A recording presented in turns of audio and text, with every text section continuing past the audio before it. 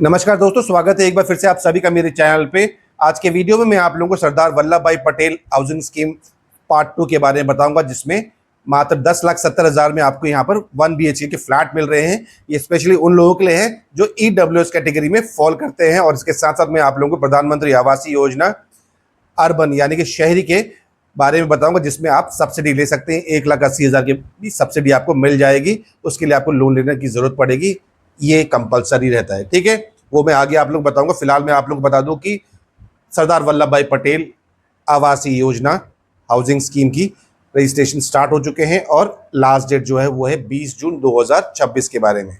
ठीक है, अब मैं आपको बताता हूं कि अनंत नगर आवासीय योजना मैं इसी वीडियो में कवर कर देता हूं, क्योंकि उसकी रजिस्ट्रेशन हो चुके हैं। लॉटरी कब होगी? लॉटरी कहाँ गई? लॉटरी होगी कल, तो इसीलिए मैं इसको इसी वीडियो में कवर कर रहा हूँ, अलग से नहीं बना रहा हूँ। सुबह 6 बजे होगी, 12 तारीख को होगी।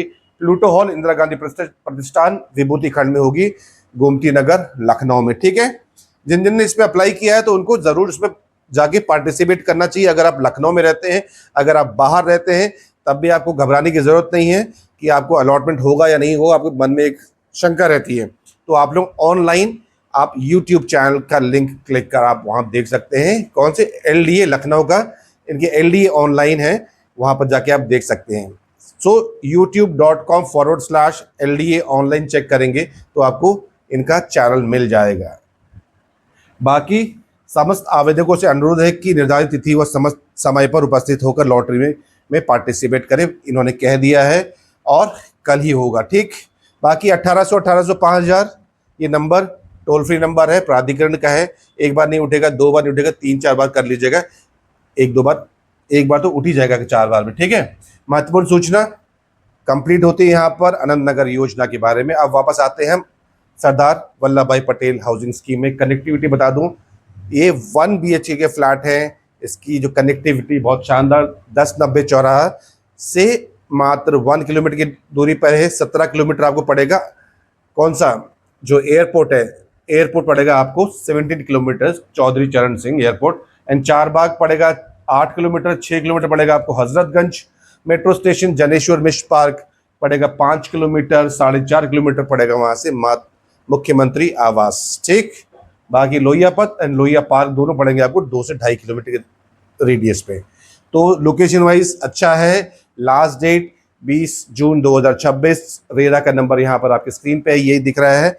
ये इससे पहले भी रजिस्ट्रेशन हो चुके थे और लोगों ने जम के इसमें पार्टिसिपेट भी किया था, पर कुछ मुझे लगता है कुछ कैंसिल भी होंगे। जोश में आके लोगों ने भर दिए, फिर वो अरेंज नहीं कर पाए क्योंकि उनके पास 10 लाख नहीं होंगे या फिर इंस्टॉलमेंट पे करने की पोजीशन में नहीं होंगे। ये है 10,70,000 रुपये एक आय सीमा है इसके लिए, यानी कि 3 लाख जिनकी इनकम है वो इसमें अप्लाई कर सकते हैं। यानी कि 25,000 जिनकी इनकम है, वो भी आगे मैं समझाऊंगी 25,000 कमाने वाले महीने की 26-27,000 कैसे दे सकते हैं।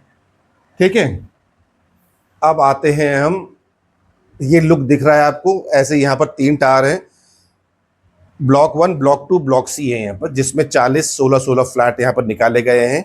और आपको कहाँ पर जाके अप्लाई करना है? registration.lda-lucknow.in। इसमें आपको 600 रुपये का बुकलेट की फीस लगेगी। बाकी आपको 10% का अमाउंट जमा करना है। ठीक है, ये आ गया आपका 10% का अमाउंट। जो पहले 5% होता था, यही चेंज हुआ है एक थोड़ा सा। फर्स्ट जो राउंड ऑफ रजिस्ट्रेशन थे उसमें 5% लगते थे, इस बार इन्होंने 10% कर दिया है। तो 1 BHK EWS क्वार्टर्स है, ये फ्लैट्स हैं।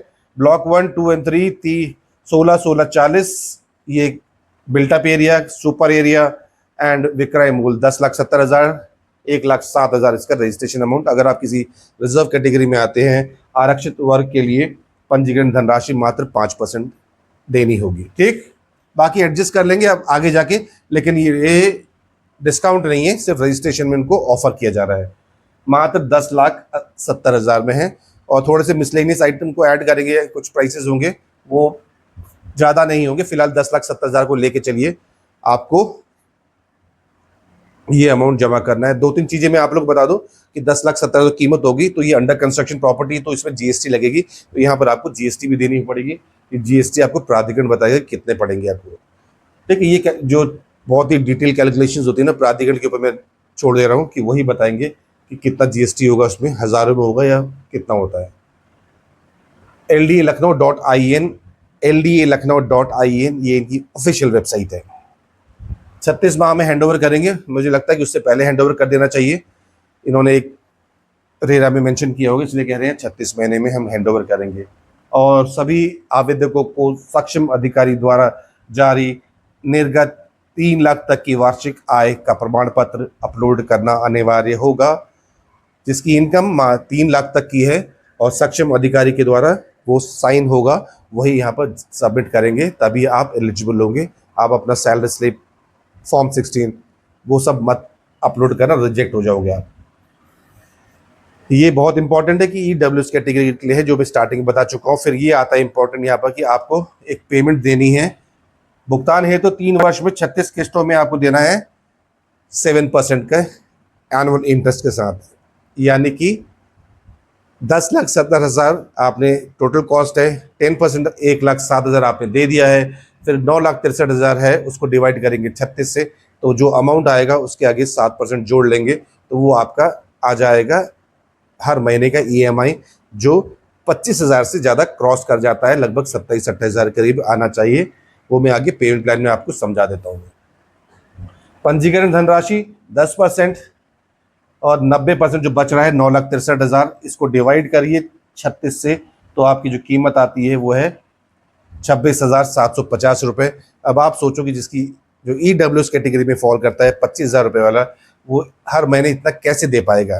प्राधिकरण को चाहिए था कि इसका जो समय सीमा है, जो 36 महीने का लिया है, इसको उनको बढ़ा के 7 साल या 10 साल के लिए करना चाहिए था, क्योंकि ये आते हैं इकोनॉमिकली वीक रिस्ट्रिक्शन है, और आपने आय प्रमाण पत्र भी लगा दिया है, इसमें कहा है आपने, ठीक है। सो ये इसमें ध्यान रखिएगा। आप लोग आते हैं बहुत जोश में भर के कि हम पति पत्नी कमाते हैं 25,000 रुपये, तो हम तो जमा कर सकते हैं, 25,000 जमा कर देंगे और 25,000 रुपये में हम अपने घर का खर्च चला लेंगे। तो यहाँ मैं आप लोगों को बताता हूँ, तो इसमें आप दोनों की इनकम जो क्लब हो गई वो हो गई 50,000। 50,000 मल्टीप्लाई बाय 12 करेंगे तो वो हो गई आपकी 6 लाख रुपये। तो आप EWS इकोनॉमिकली वीकर सेक्शन से नहीं रहे, आप LIG में चले गए, तो आप इसमें एलिजिबल नहीं भरने के लिए, और आप फिर कैंसिल कराओगे, और कैंसिल कराओगे तो पैसे कट जाएंगे जहाँ तक है। तो आप लोगों को ध्यान से ही भरना है कि हाँ, मेरी इनकम सिर्फ 3 लाख तक है। पति पत्नी एक ही फैमिली में काउंट होते हैं, तो इसलिए मान के चलिएगा कि आप और दोनों ही अर्निंग मेंबर है तो नहीं होगा, और एक है तो कैसे लेगा, ये भी मुझे कमेंट करके बताइएगा। अगर आपने कहा कि हम लोन ले लेते हैं, तो मैं फिर बताऊँ कि अगर आप लोन लेते हैं, 25,000 जो कमा रहा है वो लोन लेने जाएगा, तो उसको 8-9 लाख रुपए करीब लोन मिल जाएगा, इतना मैं बताता हूँ।